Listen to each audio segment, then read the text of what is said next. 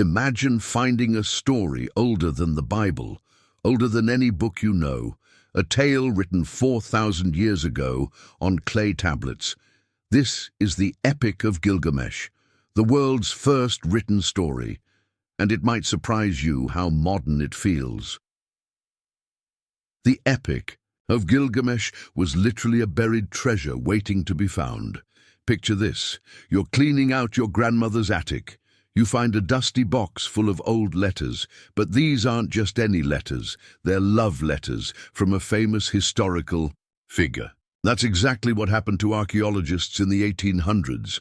They were digging in ancient Mesopotamia, in what's now Iraq. Instead of finding gold or jewels, they found something better. Thousands of broken clay tablets covered in strange wedge-shaped writing. This writing system is called cuneiform. It looks like tiny bird footprints pressed into clay. At first, nobody could read these tablets. The writing was a complete mystery, but slowly, scholars learned to decode the ancient language. When they finally translated the tablets, they couldn't believe what they found. It was a complete epic poem, a story about a king named Gilgamesh.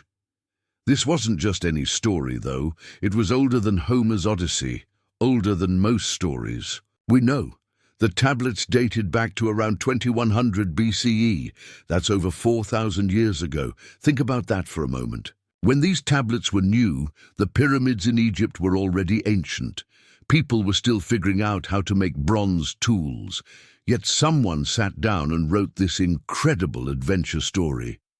The discovery changed everything we thought we knew about literature. Before finding Gilgamesh, most people believed the oldest stories came from Greece or Rome. But this epic proved that great storytelling started much earlier. It started in ancient Mesopotamia, the cradle of civilization. The tablets were scattered across different museums and collections. Scholars had to piece them together like a giant jigsaw puzzle. Some pieces are still missing today. It took decades to put the story back together. But here's the amazing part. Even with missing pieces, the story still works. It's still powerful and moving after all these thousands of years. Have you ever found something old that completely changed how you see the world? Gilgamesh was basically the ancient world's version of Superman. Think about your favorite superhero movie. The hero is usually super strong, fights monsters, and goes on impossible quests. That's exactly what Gilgamesh does. He's 2/3 god and 1/3 human. This makes him incredibly powerful, but not quite immortal. Gilgamesh rules the city of Uruk as its king. But he's not a very good king at first. He's arrogant, selfish, and bullies his people. Sound familiar? It's like watching a superhero origin story. The hero starts flawed and grows into something better. The gods decide Gilgamesh needs to learn some humility, so they create Enkidu, a wild man who lives in the forest. Enkidu is basically Gilgamesh's equal in strength. When they first meet, they have an epic wrestling match. Neither can defeat the other. This fight changes everything. Gilgamesh finds his first real friend. Enkidu teaches him about friendship and caring for others. Together, they become an unstoppable team. They fight the monster Humpback in the cedar forest. They kill the bull of heaven sent by angry gods. But here's where the story gets really interesting. Unlike modern superheroes, Gilgamesh can't save everyone. When Enkidu dies, Gilgamesh is heartbroken. He realizes that even being part god can't protect you from loss. This makes Gilgamesh more human than most superheroes. He cries, he mourns, he makes mistakes. He's not perfect, and that's what makes him relatable. Even after 4,000 years, we understand his pain. The story shows us that true heroism isn't about having superpowers. It's about how you treat others and what you learn from your failures. Gilgamesh starts as a terrible king, but becomes wise through suffering. Modern superhero stories still follow this same pattern.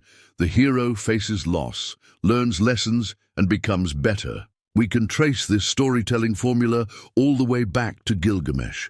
What superhero do you think is most like Gilgamesh in their journey? The Epic of Gilgamesh contains a flood story that will sound very familiar. Imagine you're watching a movie about a great flood. A man builds a boat to save his family and animals. The flood destroys the whole world. Afterward, the boat lands on a mountain.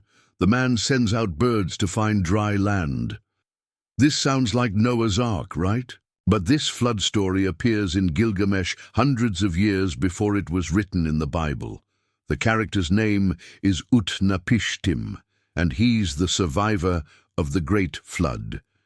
Gilgamesh finds him during his quest for immortality. Utnapishtim tells Gilgamesh how the gods decided to destroy humanity with a flood. But one god warned Utnapishtim in secret. He told him to build a huge boat and fill it with animals and his family. The flood lasted 7 days and 7 nights. When the waters receded, Utnapishtim's boat landed on a mountain. He sent out birds to test if the land was dry. First a dove, then a swallow, then a raven. The raven didn't return, meaning it found dry land. Sound familiar? The details are almost identical to the biblical flood story. But remember, this version is much older. Scholars believe the biblical writers knew this story and included it in their own religious texts. This doesn't mean one story is right and the other is wrong. It shows how powerful stories spread between cultures. Ancient people shared stories through trade, travel, and conquest. Good stories survived and got retold in different ways. The flood story might be based on real flooding in ancient Mesopotamia. The Tigris and Euphrates rivers flooded regularly. A particularly bad flood could have inspired this tale. Over time, the story grew bigger and more dramatic. Finding this older version of the flood story was huge for historians. It showed that many biblical stories had earlier sources. It proved that storytelling traditions were shared across the ancient world. Stories don't exist in isolation. They build on each other, change over time, and travel between cultures. Have you noticed how similar stories appear in different cultures around the world? The Epic of Gilgamesh deals with problems we still face today. Think about the biggest questions in your life. What happens when we die? How do we deal with losing someone we love? What's the point of life if it ends? These aren't new questions. People 4,000 years ago worried about the same things. After Enkidu dies, Gilgamesh becomes obsessed with death. He can't accept that his friend is gone forever. This drives him to search for immortality. He believes that if he can live forever, he'll never have to feel this pain again. This sounds like something from a modern movie, doesn't it? How many stories have you seen about someone trying to cheat death?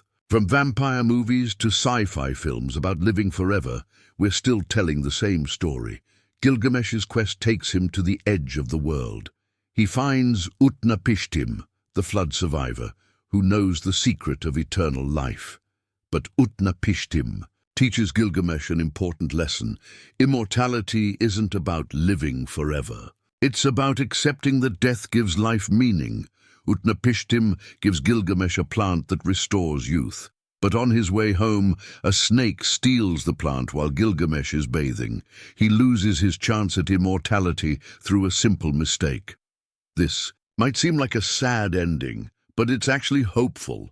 Gilgamesh realizes that his legacy isn't about living forever. It's about what he builds and creates during his lifetime. He returns home and becomes a great king who builds magnificent walls around Uruk. The story teaches us that death is part of life. Fighting against it only causes suffering. What matters is how we live and what we leave behind. Our relationships, our creations, our impact on others, these things outlast our physical bodies. This message feels incredibly modern. In our age of medical advances and technology, we still struggle with mortality. We still lose people we love. We still wonder what the point of it all is. What do you think is the most important thing to leave behind when we're gone?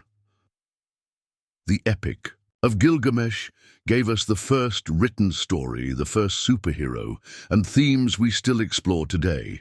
It showed us that great storytelling crosses all boundaries of time and culture.